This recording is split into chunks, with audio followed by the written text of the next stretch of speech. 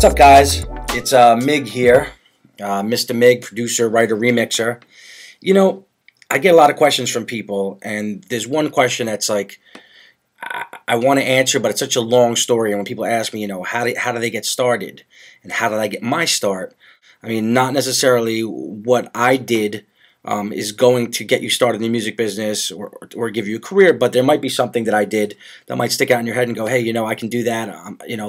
That can work for me, and maybe that'll work. So, just really briefly, it went back to, being a kid. I've always wanted to be in the music business since I was probably 7 years old, since I first touched the keyboard. So it's like, I always had that passion, and as I was growing up, I kind of always spent my time in my room, and I got my first keyboard, and I would just kind of like try to recreate all the music that was on the radio. And, this is like probably the early and late 80s, when sequencers were starting to emerge and become mainstream. I had the Elisa sequencer. It was the MMT8, and then I got my first keyboard with a sequencer, was the Roland D20, and I just started really spending my time and efforts on trying to recreate music so I can understand, how music was being created, the music that was on the radio. And once I got an understanding of what went into making those tracks, I'd have a better understanding on how I could make my own tracks. And, to go from, wanting to be in the music business to actually getting there was a trip, and it was a long trip. It wasn't an easy one. It was a lot of sacrifices made, just like you guys are going to make. And just like anyone who wants to be successful in any line of work, you have to make a lot of sacrifices. And if, the first thing that I had to kind of ask myself was, do I really want to do this? And the answer always was that not only did I really want to do this, but I was made to do this, and this would happen for me. And the conviction that I had, was very strong, even though I had family and friends and people that just wanted me to, take the safe route and get a job like everybody else. And I don't knock anybody who has a job. I've had many jobs, but I have to say that I had to be true to myself. The first thing that I always say to people is just be honest. Be honest with yourself, and doesn't matter about how everybody else feels about your decision. You be honest with yourself. And I was honest with myself from day one. I said, I'm not like blowing smoke up my own rear, so to speak. I knew that there was something about the way I connected with music, that I was supposed to be making music. And I've been doing this for a long time. I have many gold and platinum records, and have worked on some of the biggest artists in the music business. And still today, it doesn't get any easier, but I've accomplished a lot, and I always am reminded that I've came so far, and there's a lot more to accomplish, but I can do it. If I did that, I can do this. So I mean, the way I got my start, long and short of it, although there really is no short of it, is even through college, all I thought about was music. And I decided one day I was going to stop going to school. And I'm not advocating you guys who are in school to stop going to school, but I stopped going to school. I realized, to me, I would save a lot more money by not spending it on school and applying it towards my career and my future. And obviously my parents weren't happy with that, and everybody thought I was nuts. I'm going to be a music producer, I'm going to be a rock star, and whatnot.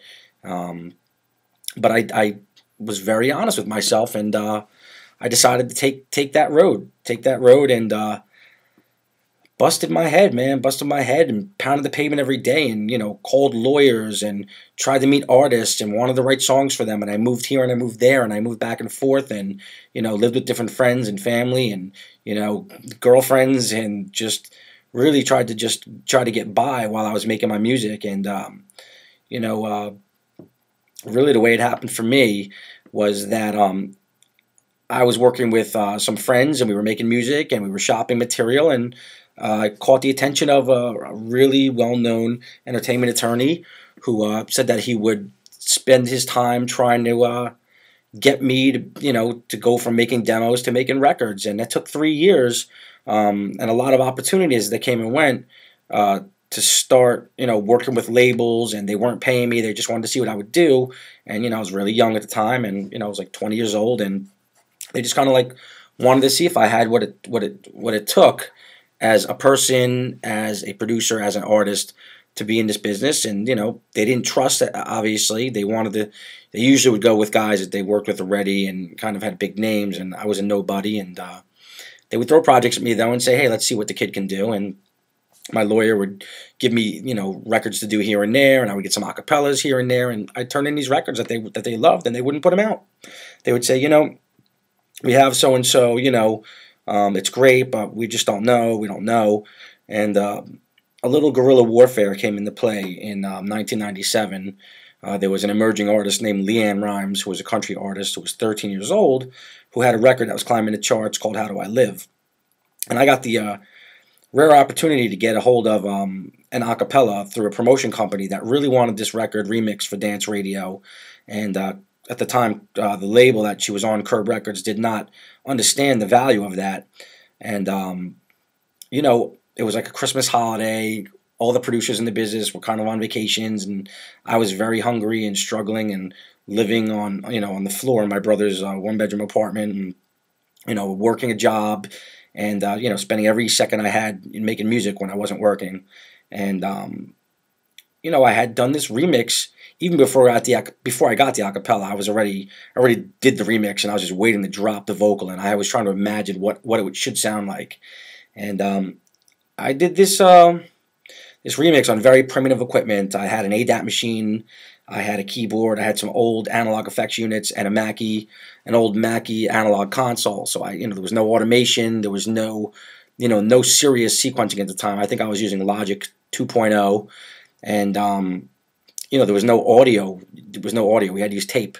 So I spent a lot of time and put this mix together, and we went right to radio with it. We knew some people, and the phone lines lit up, and it went crazy. It was like within the first minute, there was like 60, 70 calls that actually got through, and they wanted that song to be played again. And the remix actually became a #1 selling single within that month on Billboard, and it was a #1 record on Billboard. And basically, it started there, and I didn't know what was going to happen next. I don't know if I was going to get another project. I was really nervous about it, but I had that opportunity. I knew people, I met people, I spent a lot of time making relationships and really working for free and doing everything I had to do, and I didn't have any money and was struggling, and I hadn't seen my family. They lived 1,000 miles away, and it's the typical story, kind of like the Hollywood story where you move out west and you want to be an actor and you give it all up, and you're waiting tables and all that stuff. It's really not much different than that. So for any of you guys that are doubting yourself, don't doubt yourself. If you believe you have what it takes, work your ass off, and remember that there was always somebody who was struggling just like you that ended up making a living. And I still feel like it's the beginning. I've been doing this for 15 years now, but 9, 10 years as a professional, getting paid on every project that I do. I've done over 120, 130 records on some major artists as a producer, remixer, and writer. And I definitely don't brag. I'm just I realize that I did come a long way. And there's so much more to do yet, and I feel like I'm just at the beginning. And it doesn't get any easier, but it sure as hell doesn't hurt when you can look back and say, I did accomplish some things. So guys, you'll accomplish, work hard, and I appreciate you coming and checking out these videos, and I hope that I answered some questions for some of you guys. If we had more time, I'd probably spend another day talking, as I like to talk a lot, as you can see. But it's it could be a long road, and it could be well worth it at the end of it. Just believe in yourself, and like I said at the very beginning, just be honest. If you could be honest and say, I need to do this, this is what I'm supposed to do, I'm good at this, then it's probably what you need to be doing. And that goes with anything, not just music. Just be honest, and you will be successful.